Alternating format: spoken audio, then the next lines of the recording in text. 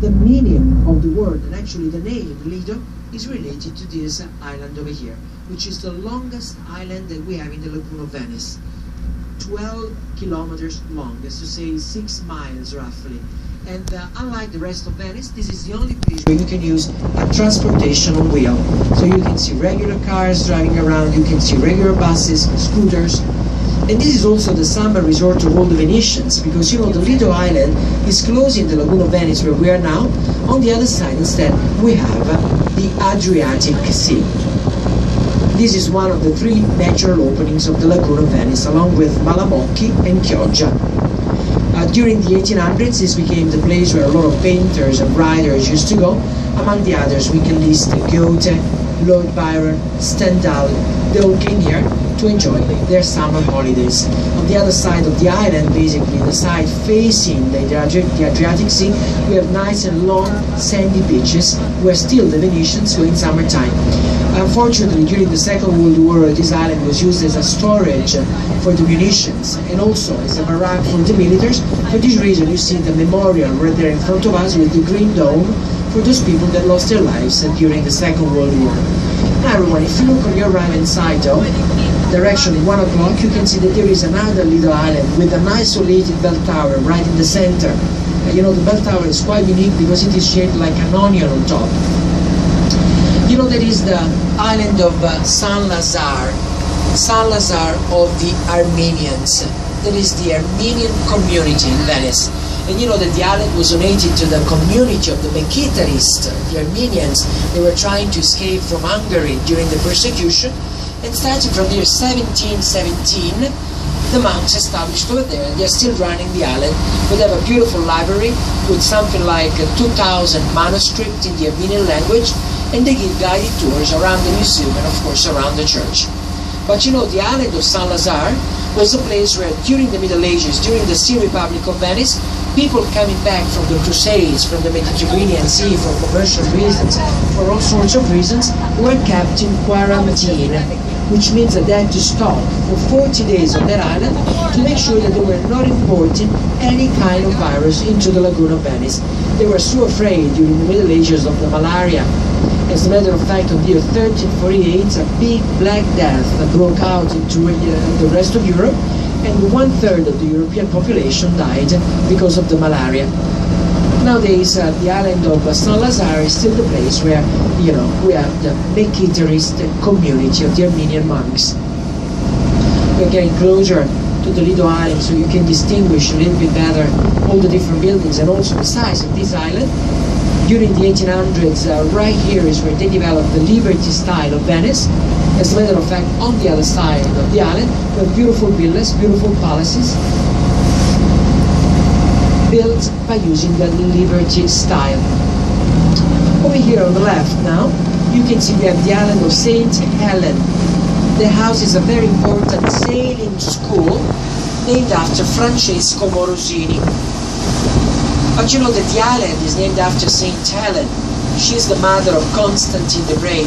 She's the one that, coming back from Asia Minor, she translated, she brought with her one piece of the cross that she found in Jerusalem. For this reason, you know, they built the Church of the Holy Cross in Jerusalem, in the city of Rome, where they're still housing one piece of this relic.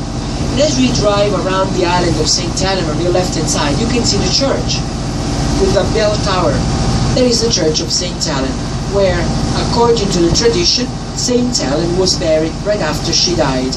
Then her tomb was moved into the Basilica of St. Peter that I'm going to show you here in Venice. And then after the restoration of the church, her tomb was moved back into the Church of St. Helen, as a matter of fact. Meanwhile, as we keep on sailing, if you look now on your right-hand side, in front of us, there is another island called Certosa, which means monastery, sort of. There was a religious retreat, but unfortunately, just like the Lido Island, during the Second World War, it was used, for the militaries to be staying, let's say. So there was barracks over there. And you know that during the second half of the 1900s, the island was completely destroyed almost because of a big hurricane. You know, we do not have hurricanes here in Italy. We mostly have earthquakes, but there was one of a kind, and the island was seriously damaged. And now they're thinking about building a sort of, resort on the island and a private dockyard for private embarkations. If you now look on your left-hand side, you can see in the distance the other brown church. There is the Church of St. Peter. You know that the Church of St. Peter is very important because they say that it is housing the original throne, the original chair, the cathedra that was used by St. Peter in person. And all the way to the year 1797, there was the Cathedral of Venice. Then after Napoleon declared the end of the Serenissima in the year 1797, they moved the seat of the cathedral from here into the Basilica of St. Mark, where it is still nowadays. And everyone, if you look back on your right, you can see that between the little island that we left on the right and the Certosa on the left, there is a little passageway. There is one of the three natural passages linking the Adriatic Sea to the Lagoon of Venice where we are.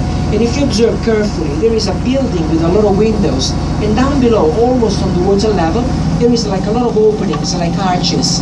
Well, that is where they used to place the cannons in the ancient times during the Middle Ages in order to protect the Lagoon of Venice, so that people could not get into the Lagoon of Venice without being seen, and of course without being shot eventually if they were not very welcome into the Lagoon of Venice.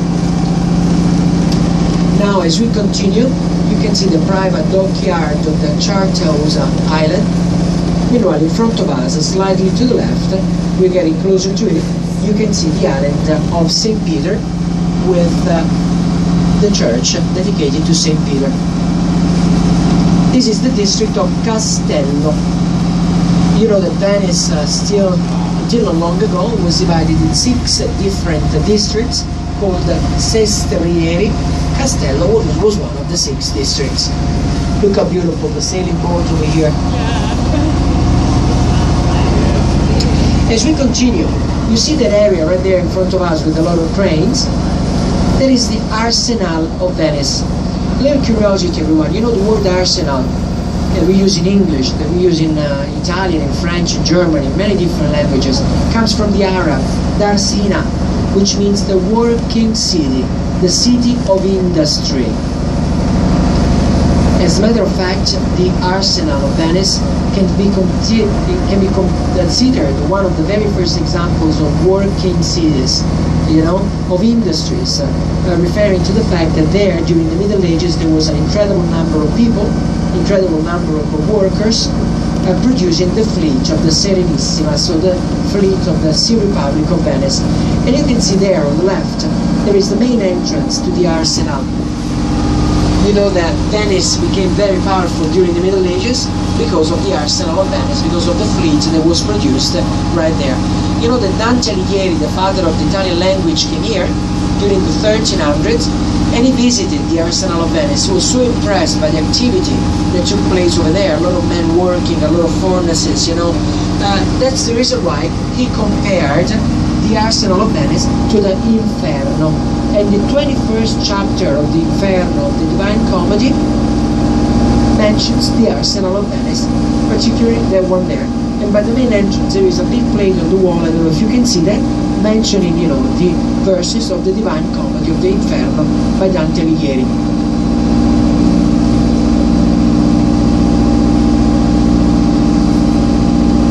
So as we said this morning, the Lagoon of Venice is not very deep.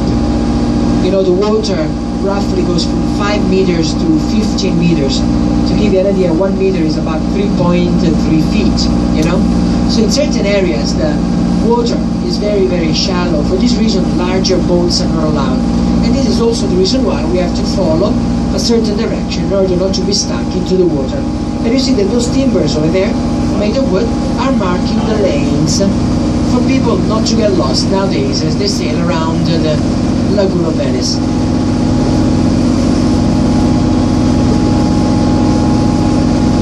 It's a very rich lagoon, very fishy. There is a lot of different kinds of fish over here, starting from sea bass, sardines, anchovies, but they also have a lot of clams and mussel nurseries, unfortunately, because of the high tide, the water coming from the Adriatic Sea gets into the Lagoon of Venice very often, especially winter time. I was telling you about the high tide this morning, and there is no way to prevent that, you know, because the water comes directly from the Adriatic Sea into the Lagoon of Venice through the 3 different openings that we have all around.